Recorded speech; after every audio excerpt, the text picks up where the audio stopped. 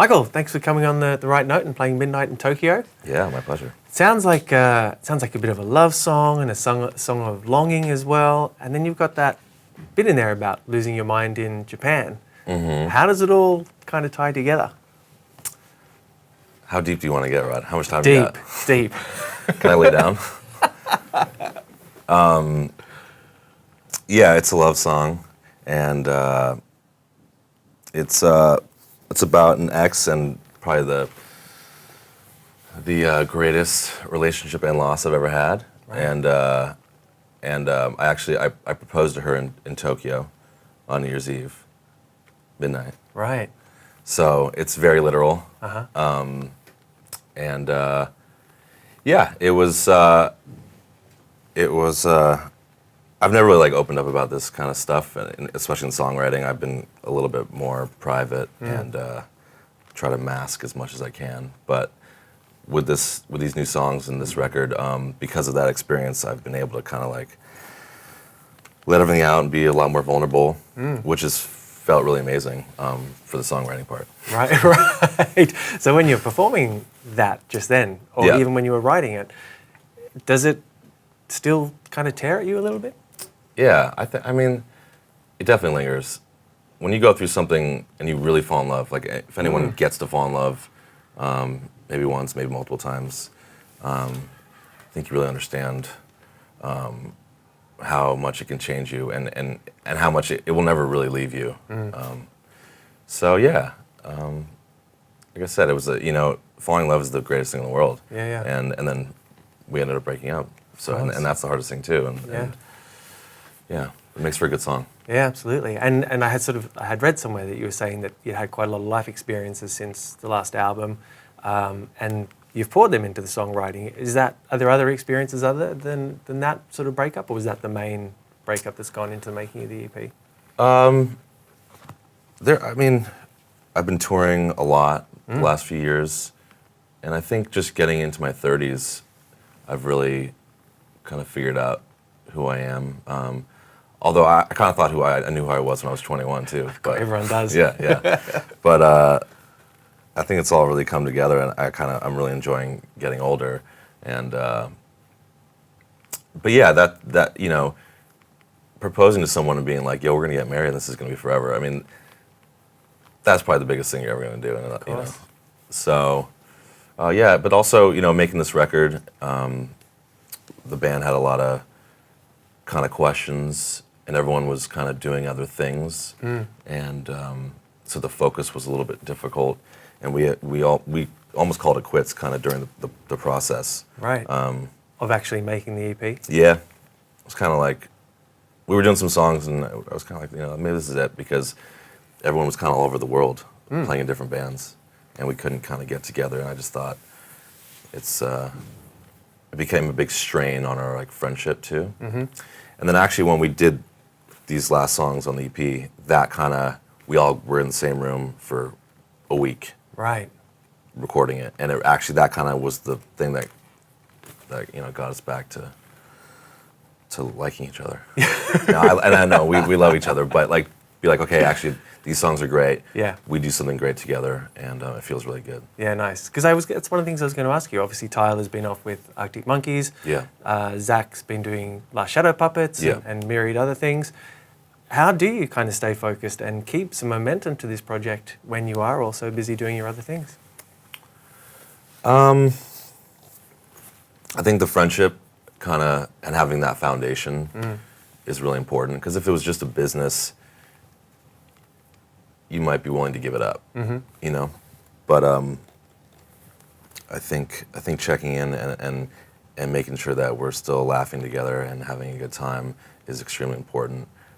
I've been friends with Zach since I was 11 years old, so that's not gonna go away, and that's why I almost was like, let's just stop, because our friendship is much more important than this. But luckily we figured it out. Yeah, nice. Yeah. And whose idea was it to cover "Girl Like You" by Edwyn Collins? It was mine. I love looking for covers, and fans will throw out songs and be like, this would be great for Mini Mansions, and it's like a a Beatles song, or you know what I mean, like, or you know, something that's just like right on the nose. Yeah. And that's too easy, and so I love, you know, searching for a song that we can kind of, you know, turn on its head. Yeah. And yeah. Nice. That's kind of, to me, in the States at least, that was like a hit song that was never a hit. Yeah, it was. Yeah, I know it's big same over here and in the Definitely. UK maybe, but Yeah. so yeah. Yeah, cool. And what's your relationship with the Hanks family? Thanks, family. Because you've got. I only know one Hanks. Well, I guess because One you were his in wife, but- the film with Tom. I mean, I know you didn't play a major part, but in What are you talking about? A Circle? Is that what it's you're called? Right. Right. Yeah. So That's true. Obviously, you have to be. Yeah, we share impression. screen time together. And then Colin directed your latest video, Works Yeah. Every Time, and also starred in the video for Yeah. Any Emotions. Wow. So Full circle. right, you might say. exactly. Yeah. So what's your relationship with perhaps more so Colin than Tom? Yeah, I don't know. I've never met Tom, unfortunately. But Colin's just he's been a friend for years, friend of the band. I don't even know how long I've known him, but on the last record, there was this director who wanted to do a video for us for the song Any Emotions, and we asked Colin because he's the best actor I actually know, Right. and we asked him to do this part, and he did such a fantastic job.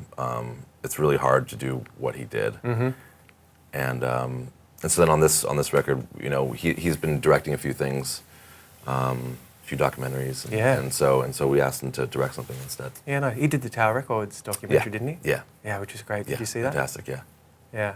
So you are a multi-instrumentalist. Obviously, you play bass in Queens of the Stone Age, play guitar, and do some drums in Mini Mansions as well. I used to be the drummer. Used to be the drummer. I gave it up. Right. Yeah. So which is your preferred instrument out of all the instruments you play?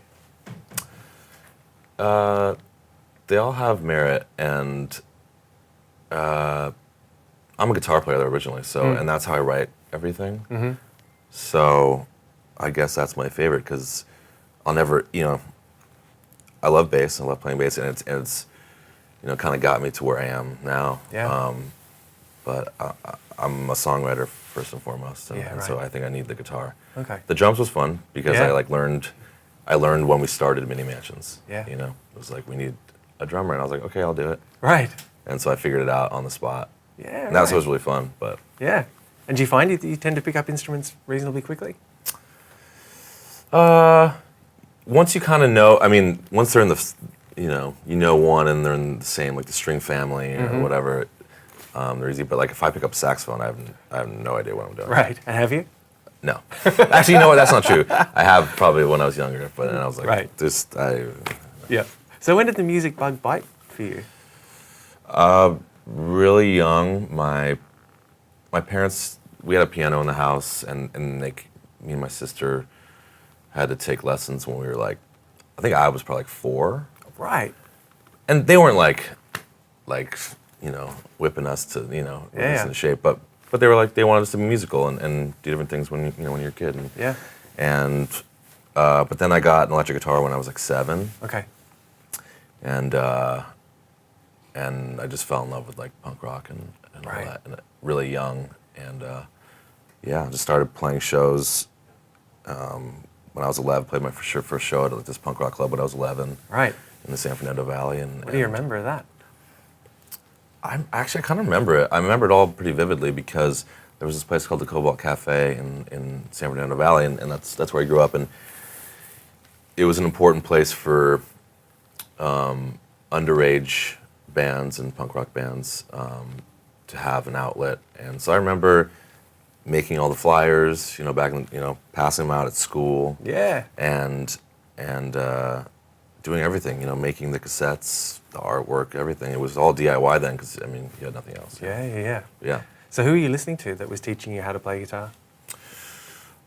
Well, I think that the first records I got, I think they were on the same day. Maybe I went to Fedco with my mom, I remember, and I got Nirvana, Nevermind, and Green Day, Dookie. They Right. didn't come out at the same time, but I remember getting them together. Yeah. And so, and both different, but I just fell in love with both. And for, you know, Green Day kind of like, you know, for my age bracket was like the mainstream that got you into punk rock, and Totally, you know, and Nirvana in another way as well. Yeah. those were the first things. Right. So what is it like then when you've presumably met some of these people who you grew up idolizing? Dave Grohl, obviously, I imagine, has a close association with Queens. And Yeah, man. It's a trip, and you gotta pinch yourself. You know, I don't take any of this for granted, and I don't take where I've got and have been for granted, and the people I get to play with. Mm-hmm. I'm very fortunate, and I think.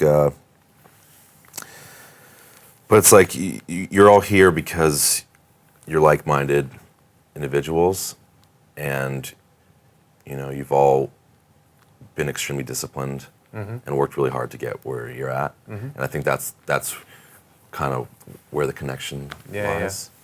But it's crazy, man. Yeah, it's great. Yeah, cool. And you also do some scoring work as well. Yeah. Are you working on anything at the moment? No, I just wrapped another movie, but it's so time consuming. It's a great new outlet for me because you can kind of take yourself out of it, take Michael out of it, and play for a character and write for a character or a visual. Yeah. And it's really inspiring, and I'm enjoying it a lot. But it takes a lot of time. Yeah, right. Yeah. Is it a hard world to break into? Extremely. There's like a few dudes that really get to do it. You know what I mean? Yeah. And but I did 2 movies with my friend who's a director, and so hopefully he just keeps taking me along. And I think that's the way it works. You know? Yeah, definitely. You bond with somebody, and you have a mutual understanding, and you grow together. Yeah, nice. So Mini Mansions have got Works Every Time coming out. Yeah. Very shortly. Yeah. What's after that? What happens? Don't tell anyone, but we have like a whole bunch of other songs that could or not end up on some kind of release. Right. Yeah. So this is like a little taster of an upcoming album? Yeah. Okay. Probably. Which will be due. No, yeah. It is. Will be, yeah. Right. Next year or later this year, do you think? Sometime next year. Okay, cool. Yeah. And touring, I presume there's a bunch of touring before the end of the year? Yeah. Okay. Can't stop. Will you bring Mini Mansions down here? Oh, yeah. Yeah. We can't wait to come back down here. We're figuring it all out right Okay. now. All right, so you're not just being cryptic. There's actually no plans right now. There are no plans right now. Okay, but you will make it. Yes. Guaranteed. Guaranteed. Excellent. Yeah. All right, well, thank you very much for coming on the show, Michael. Yeah. Appreciate it. It's great talking to you, man. See you. Yeah.